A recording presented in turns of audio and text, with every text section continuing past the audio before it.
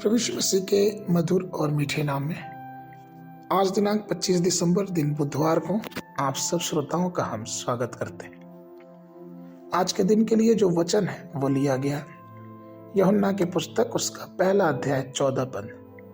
और शब्द देहधारी हुआ और हमारे बीच में डेरा किया।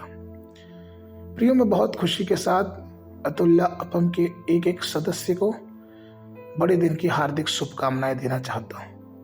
मेरी ये प्रार्थना है कि बालक यीशु हम में से एक एक के जीवन में जन्म ले और हमारे जीवन और हमारे घरों को अपनी खुशियों से भर दे। प्रश्न ये उठता है कि यीशु मसीह कौन है।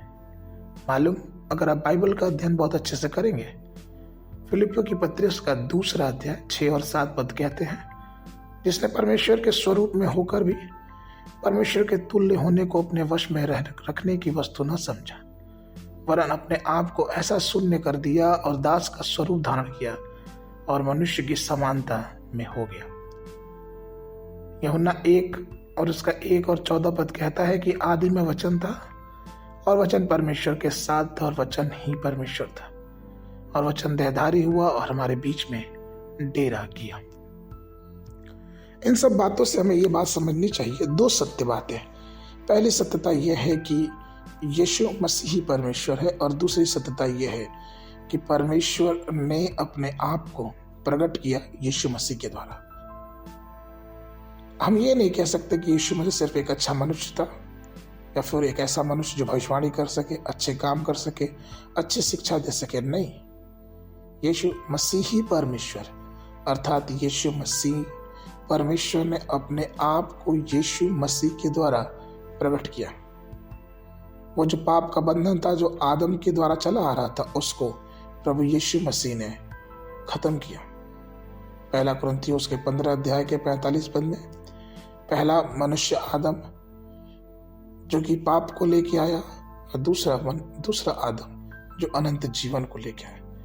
प्रियो, यीशु मसीह जो कि परमेश्वर का रूप है वह देहधारी हुआ।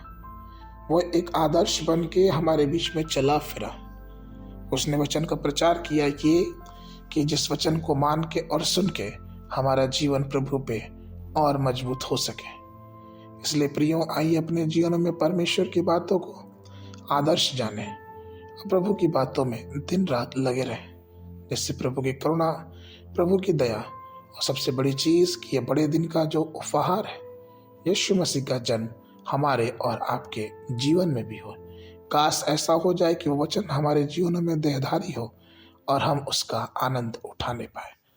आज के मनन के लिए पहला पत्रस उसका दूसरा अध्याय 21 पद। क्योंकि तुम इसी के लिए बुलाए गए हो, क्योंकि मसीह भी हमारे लिए दुख उठाकर हमें एक आदर्श दे गया है कि तुम भी उसके पद चिन्हों पर चलो।